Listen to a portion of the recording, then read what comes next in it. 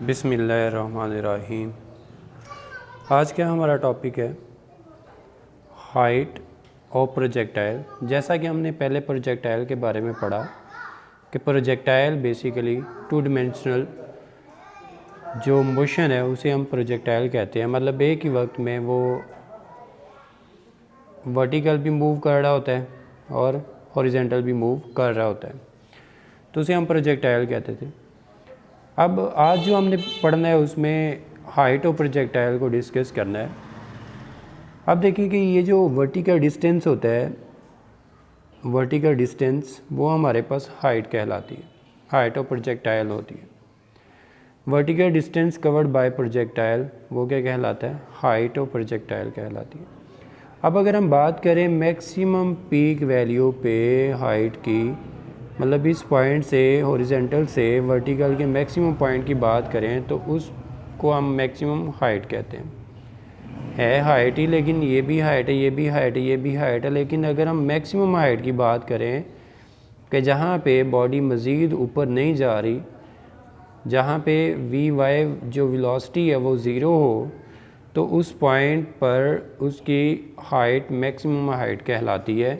मतलब maximum vertical distance जो वो हमारे पास मैक्सिमम हाइट कहलाता है। अब अगर हम इस हाइट को कैलकुलेट करें, एज को कैलकुलेट करें, तो कैलकुलेट करने के लिए एज को हमारे पास ये एक जनरल फार्मूला है, 2AS is equal to VFY² minus VIY²। इस फार्मूले को लेकर हम आगे चलेंगे कि जिससे हम एज कैलकुलेट कर सकें। अब इसमें देखें कि चूँकि बॉडी ऊपर जा रही है तो जो ए है वो हमारे पास -g होगा। ग्रेविटी जो है, एक्सीलरेशन जो है वो माइनस ग्रेविटी के इक्वल होगा।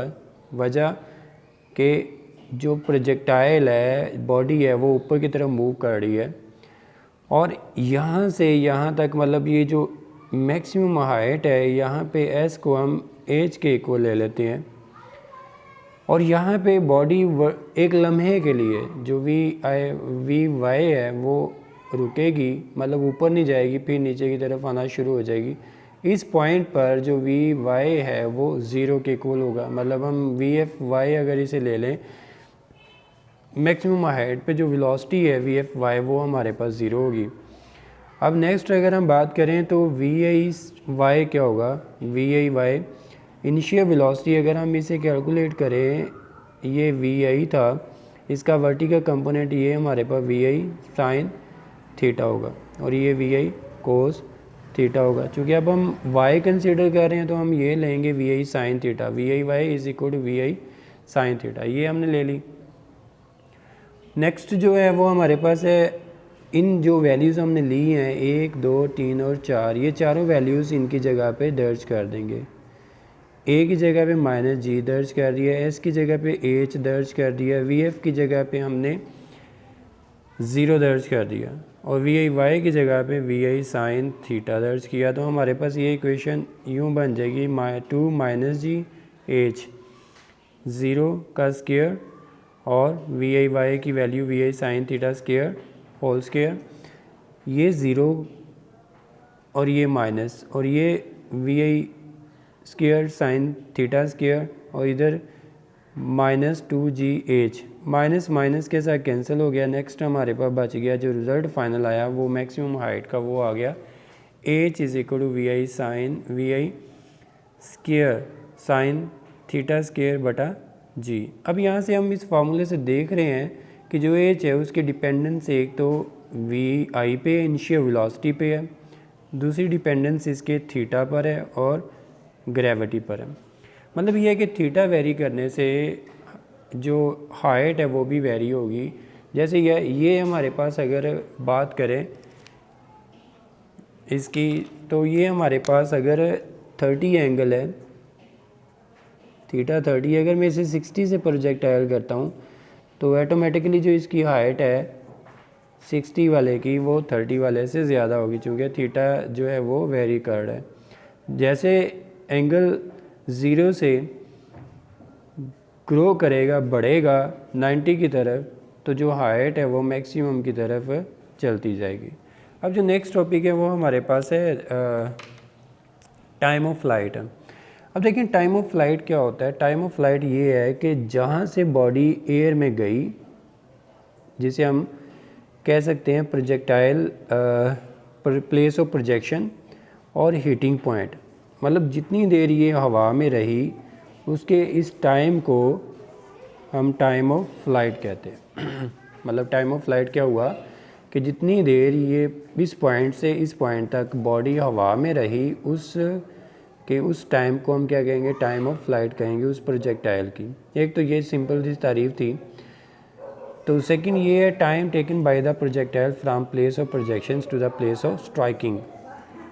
तो टाइम ऑफ फ्लाइट मालूम करने के लिए हम एस ये एक इक्वेशन लेंगे, एस इज इक्वल टू हमारे पास वी आई वाई टी है प्लस 1/2 स्क्वायर है।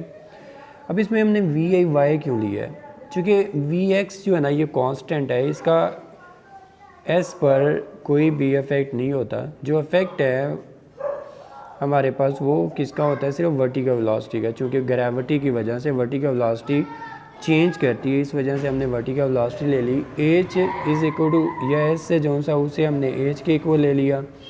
अब जब देखें कि यहाँ से बॉडी चली यहाँ तक आई तो वर्टिकल फासला क्या हुआ, वर्टिकल ज़ीरो हुआ।